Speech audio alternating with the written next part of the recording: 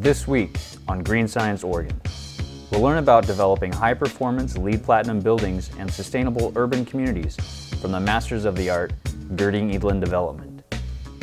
We'll take a look at two of their Portland-based projects, the Gerding Armory Theater and the Indigo 12 West building, coming up next on Green Science Oregon.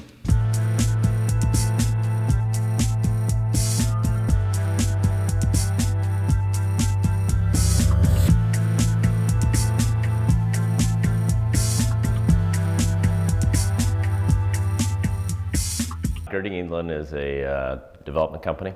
We're very fortunate to be based here in Portland, Oregon. We currently have operations in Seattle, Portland obviously, San Francisco, and Los Angeles. And more recently, we're looking at opportunities on the East Coast as well, in Boston, New York, and DC. Our main line of business today, and for the last probably 10 years, has really been urban infill.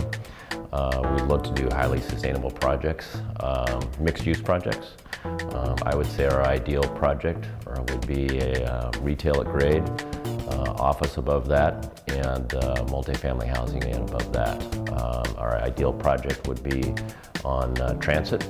You know, I personally believe that a lot of the challenges we face as a nation are related to our use of petroleum, where we buy it from, exporting our wealth, its impact on the environment, and quite frankly, I think a lot of it in terms of our national public health, obesity, diabetes, and whatnot. If we can get people out walking, taking a bike, or taking a streetcar or alternative transportation, really goes a long way towards solving those problems. I think we've learned over the years, we're really not in the design or construction or development business. We're really in the community building business.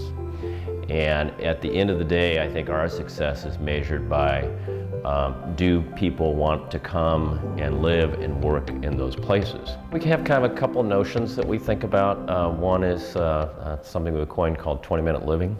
And that is we want to develop or redevelop and or own properties that are within 20 minutes of people being able to walk to home, walk to church, walk to the theater, walk to work, walk to school, or if not walk, again, bicycle, or if not that, take alternative transportation. So that's really driven us towards central city locations. Our belief is that the future is really about cities. Not only here in the United States, but worldwide, we have a very expanding population. And we think cities are our best hope for accommodating that growing population. And then from the sustainability perspective, designing, constructing, developing, and managing buildings that are highly sustainable, we think is a very big deal. The idea from a design perspective of trying to add more to our buildings and let our architects take more latitude in their design, think about how we knit ourselves into a neighborhood. And on the sustainability side, investing the money into the buildings so that our objective as a company is to get to net zero energy, water, sewage, and waste, with the idea that we want to develop buildings, and that's what the Oregon Sustainability Center is really about, which is public-private collaboration. Want to develop buildings that will generate more energy than they use on site, and that will consume more waste than they use on site. And the same thing for water also. You know, and then we've kind of come up with this notion we call principles of place, where we try to look forward at potential opportunities and look backwards at existing projects that we've done, and we try to measure the impact, you know, from the perspective of people, planet, and profitability, with the people side coming back to kind of the 20-minute living. You know, what's the walk score? What kind of things can we do? And thinking more about how our buildings can enable people to live and work differently and to think about what they do differently. Little symbolic things such as providing free green cleaning kits to our occupants for their duration of their occupancy. And we probably buy, you know, non-toxic Mr. Clean and Windex by the barrel full, and we refill it for them with the notion that it's a bit of a message that you're living and working in a different spot, and trying to have them think differently about how they, instead of getting in a car and driving across town, what about walking across town, or what about taking the streetcar across town, little things like that.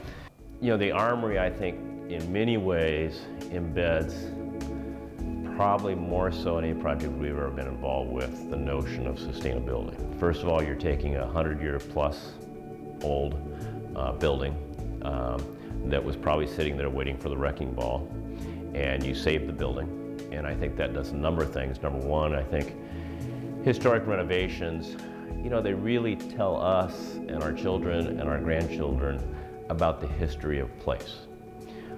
And the Armory, as well as the brew house, for example, as well as White and Kennedy's building and numerous others, I think really talk about that history of Portland. The idea from the get-go was to do a project that raised the bar on sustainability for any project, not just a renovation or for a theater. So the goal was to be as energy efficient as possible, and that, you know, in turn helped us to get to LEED Platinum. So we had an initial goal of getting to LEED Platinum and certainly being as efficient as we could with the design and ultimately with the use of the building. What you have is you have an old Armory building built in 1891 and used for a short time as an armory and used for things in between like donkey races and presidential speeches. And then we had the Armory, weren't exactly sure what we were going to do with it, and we were finishing a condominium building next door, the Henry condominiums. Had to actually renovate the roof of the Armory before we could open the Henry condominiums. We had ideas on what to do with the Armory, everything from a health club to movie theaters to restaurant. And Bob Gerding, together with the folks at Portland Center Stage, Chris Coleman, had the idea of, well, let's put Portland Center Stage in the Armory.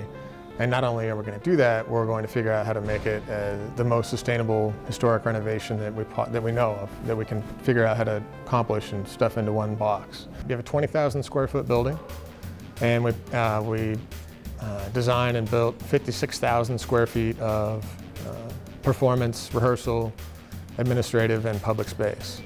So there's 2 theaters. It kind of went back to the challenge initially in the project was to take a historic structure right next to an existing building, excavate down 30 feet, build in a tremendous amount of workspace and public space while maintaining an openness and open feeling of the, you know, to maintain the historic nature of the building, so you can see that, and that gets expressed either from the brick walls or the bow truss ceiling. So putting all that together, literally, I think a lot of people have compared it to building a ship in a bottle, but not only just from the construction practices, but also just the amount of space that was programmed into a small building is pretty unique. So you have a theater, and you have a historic renovation, and you have high sustainability goals all in one project, which made it quite challenging, but also a lot of fun to work on. So all those forces together were very challenging, but it also led to a much more creative design and product in the end result, because you had so many people that were committed to making this work from multiple different viewpoints, that it infused a lot of creativity and a lot of life into the building. A lot of us liken it to a castle. It's kind of like coming to an old castle to work every day. So it's really incredible working in such a unique environment, and I think sometimes we end up taking it for granted. Our office space is so open and connected, we can all kind of talk to each other and stay in communication, and just being in a place that has that juxtaposition of historical and modern architecture is really exciting. I think it's, you know, it's a trendsetter, it's a trailblazer as far as buildings across the US, and so we're really proud of that. And to have it be connected with the art that we're creating is really great. It brings us notoriety, but it's also just the right thing to be doing. So it's great to be living in Portland where that is a priority. We produce 10 plays a year. We're a nonprofit arts organization, so we're one of the larger regional theaters in the country. And so we do live theater all year. But in addition to that, we'll do a ton of community events and rental events and other things that aren't necessarily connected to the theater, because a lot of the idea with this renovation was making sort of a community living room space for Portland. One unique feature of the building is that in the main theater space, the air distribution is delivered under the floor. So what that means is if you're sitting in your seat and you look down on the floor, you'll see almost what looks like a little salad spinner in the floor. And that delivers low velocity air into the theater space. So you don't feel air blowing on you. You get a very efficient system that delivers a nice band of temperature and makes it very comfortable for the user. So it's also a system that can react very quickly. So when a theater goes from being empty to being full, you don't get wide temperature swings, so you don't start the show at one temperature and end up 15 degrees warmer at the end of the show. It also has a high volume of fresh air infused with it, so you get a recycling fresh air delivered to the space, so you keep people awake. Also in the building, as you can see, we collect rainwater from the roof, and that goes into a tank underneath the corner of the building, underneath the sidewalk. And then from there, that water goes into another tank in the basement of the building, and that's then used to flush toilets in the building. Another feature of the space is that all the floors in the lobby and also in the mezzanine are heated and cooled with tubing in the floor, with radiant tubing. Also in the lobby and in the mezzanine area, we have these large displacement diffusers, and they're actually also used up in the admin space in the rehearsal hall. And so you get a large surface area to deliver air, and so what it does is it allows for a large volume of air to hit a space without feeling it. So you get user comfort. It's an easy way to maintain temperature in a big space without blowing a lot of air at a high velocity. Up in the admin space on the top floor of the building, we have chilled beams. And a chilled beam isn't necessarily new technology, although when we did this building, the chilled beams had not been used very widely in the Northwest. You see a lot more use of them recently. But what it is you have a cold water coil running through a large flat plate. And so then you get warm air rising and hitting it, and that cold coil cools that air and drops it back down onto the users below. It doesn't blow down on them, it drops down, kind of a cascading effect. So you get two things. You get convection, which is some air movement within the space, and then you get natural, kind of a feeling of natural cooling versus air thrust down on you. One other thing in the admin spaces and also in the lobby here that you see is we added skylights into the building. An important part of this building, especially when you get into the upper parts of the building, is there's not a lot of windows. So in order to deliver natural daylight into the space, we added 38 skylights into the roof of the building. As you come in the building and you look up, one of the first things you see is the white bow trusses on the roof. It's the original wooden bow trusses of the roof, and they're actually in very good shape. The rest of the roof had to be replaced before we actually started work on the building. So every piece of machinery and every large piece of building material that came into the building came in through two small openings on two ends of the building. But if you look at these bow trusses, the interesting thing about them is they're not solid wood. They're actually wood planks sandwiched together to make these large wooden trusses. And they actually carry the entire weight of the roof. And then there are iron tie rods spanning in between the bow trusses to help tie them together, so the roof system carries itself. You can take any building and put it anywhere, but the idea behind building a building and integrating it into a community and operating in a way where you encourage sustainable living and community, not only within the residents in the building, but within the immediate community in the city, is really the goal. And I think this building has been a tremendous example of that. 12 West was a little bit of a follow-on from the brewery blocks. When we started the brewery blocks in roughly 1999, 2000, we were way out of our skis. A lot of people thought we were crazy, and we probably were, but it was highly successful. And when we did the brewery blocks, we kind of had a couple of objectives, 3 objectives beyond survival and success with it. And that was, number 1, to go up Burnside, which we really had the opportunity to do with the mixed-use, mixed-income project with the Civic. That was a big success, going up Burnside and trying to connect kind of the Pearl District to Northwest 21st and 23rd and all the activity up there. Another objective we had was to go across the park blocks, which hopefully we're in the process of doing with Pacific Northwest College of Art and the renovation of their new building, because we think there's a lot of energy going that direction. And the third objective was across Burnside. And Burnside is a huge barrier, as you know. Over the years, widening it, the sidewalks have gotten narrower. I'm a relatively small person, and you get those big trucks and buses going through there, and it can be daunting. So trying to jump Burnside into the West End was a big objective that we had. We had 3 historic buildings that abutted it. It was on a half block.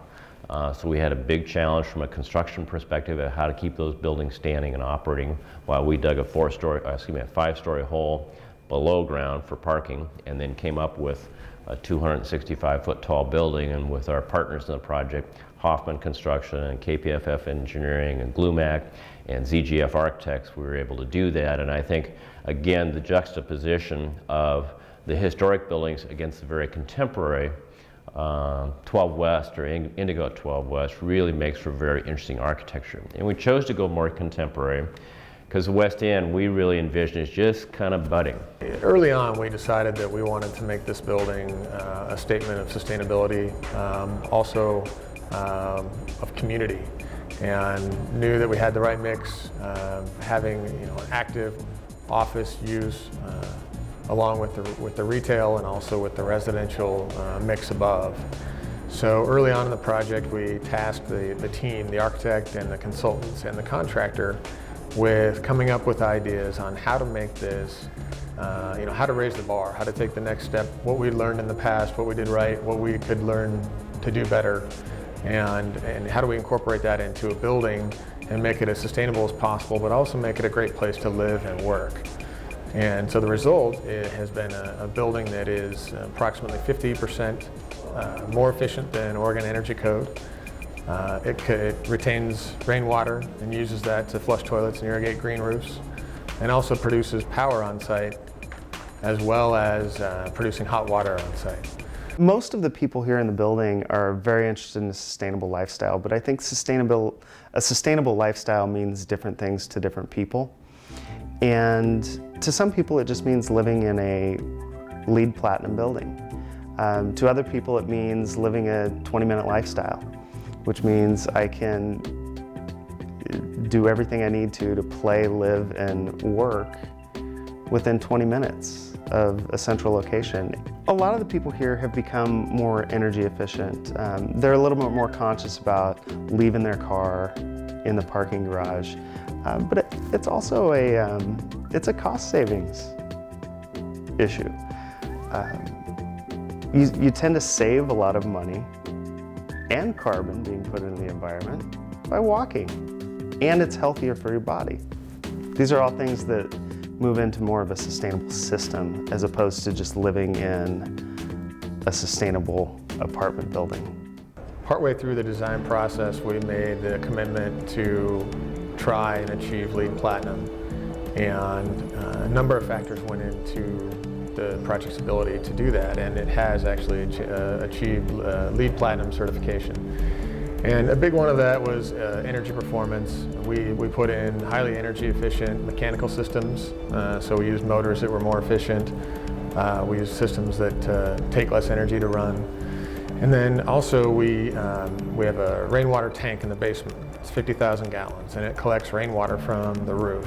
So a couple of ideas behind collecting rainwater is, one, you combine that with using eco roof, so you have planted areas on the roof. So water that hits the roof takes longer to hit the system.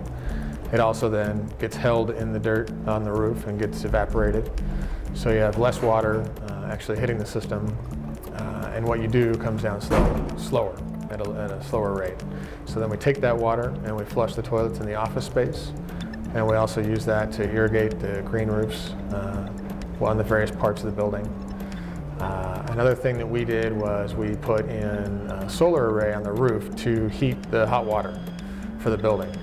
And so it's about 23% efficient, so it means that you use about that much less in natural gas to heat the hot water for the building.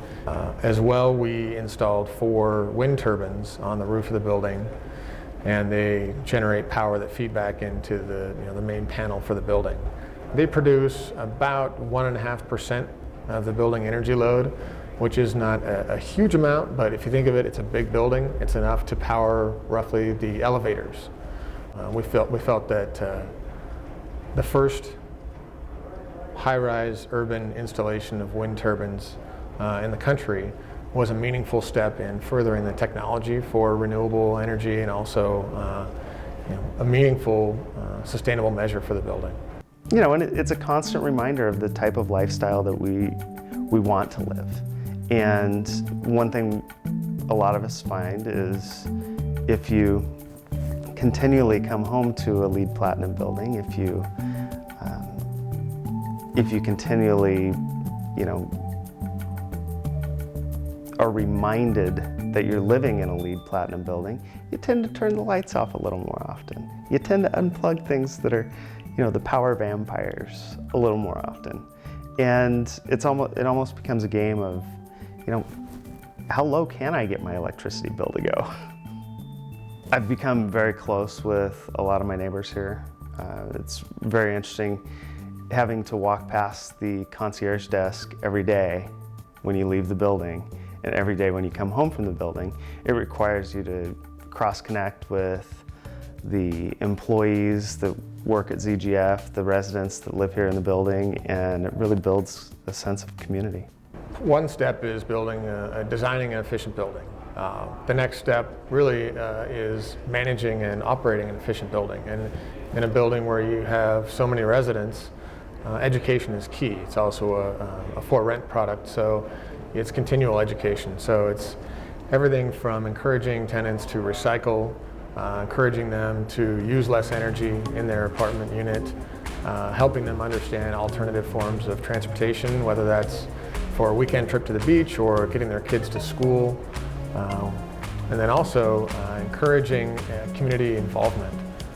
Part of the sustainability message is not only for the residents, but it's the community where the building resides. And so how do you connect the local community with the residents in the building so you get support of the local community and vice versa?